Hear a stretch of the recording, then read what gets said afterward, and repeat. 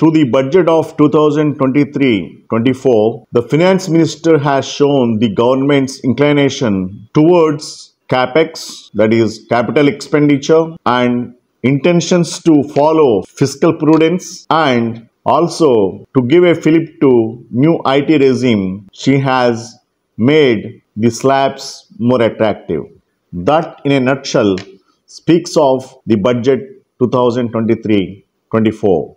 Getting more into the specifics of allocations, the Indian government unveiled a 45 trillion rupees, that is equivalent to $550.7 billion spending budget for the fiscal year starting from April in a bid to boost the economic growth, while, as I said earlier, aiming to lower fiscal deficit before elections due next year. The aim, I feel, is to have strong public finances and robust financial sector for the benefit of all sections of society. Now, getting to the specifics of GDP growth and deficits, I feel nominal GDP for 2023-24, which includes real GDP and inflation, which is estimated to grow 10.5% on year-on-year basis to 301.75 trillion rupees, that is equivalent to $3.69 trillion in 2023-24. That is to say, we can see the India's GDP at the size of $3.69 trillion in 2023-24. Again, when we talk in terms of budget deficit, India's budget deficit will be to the tune of 5.9% of GDP for 2023-24 compared to 6.4% for the current fiscal year. Government aims to achieve fiscal deficit of 4.5% of GDP by 2025-26. Of course, that's the medium-term goal. But India is expecting a GDP growth of 6 to 6.8% in 2023-24, which is slightly lower than 7% expected in the current fiscal year.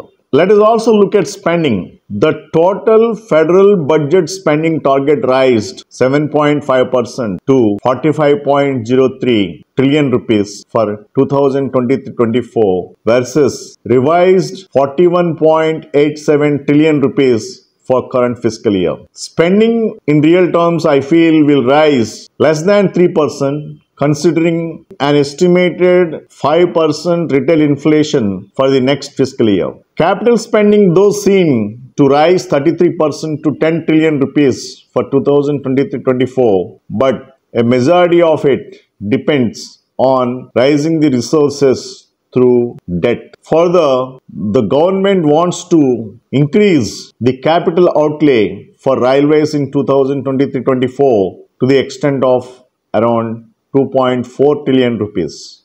Education budget was raised to 1.13 trillion rupees for 2023-24 versus 999 billion rupees in 2022-23.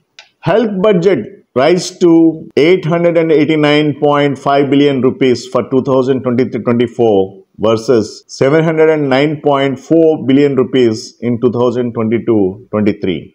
Allocation for rural job guarantee programs cut to 600 billion rupees versus revised 894 billion rupees outlay for 2022-23. Total defense outlay was raised to 5.94 trillion rupees versus 5.85 trillion rupees for 2022-23. Budget allocation for affordable housing has been set at 790 billion rupees in 2023-24. For energy transition, 350 billion rupees have been provided. Total revenue receipts seen at 26.32 trillion rupees in 2023 versus 23.48 trillion rupees in 2022-23. Total tax receipts seen up 12% to 23.3 trillion from revised 23.48 trillion rupees. for previous year. Most importantly, government targets gross borrowings of 15.43 trillion rupees in 2023-24. Again, in a nutshell, when we want to see individual tax proposals, India proposes to promote a new tax regime with higher threshold limits, proposes to cut highest surcharge rate to 25% from 37.5% under the new income tax regime, proposes to raise rebate limit to 7 lakh rupees under personal income taxes. Again, what's there for industry in terms of taxation? If we see that government considered a cut in the customs duty on lab-grown diamonds, proposes higher import duties on silver doors, increases duties on items made from gold, platinum, customs duties on compounded rubber has been raised. Customs duty exemption has been extended to EV, electric vehicle batteries. So, in a nutshell, if we consider for the industry the tax proposals, then there is an increase in terms of customs duties on several high value items. And when it comes to the individual tax proposals, there government tried to give a push to the new regime of personal taxation. And when it comes to the capital expenditure plan, and when we correlate it with the borrowing program of the government is dependent to the tune of 15.43 trillion rupees in terms of borrowings, and such borrowings will have to be in place for capital expenditure, which was proposed to the tune of almost 10 trillion rupees.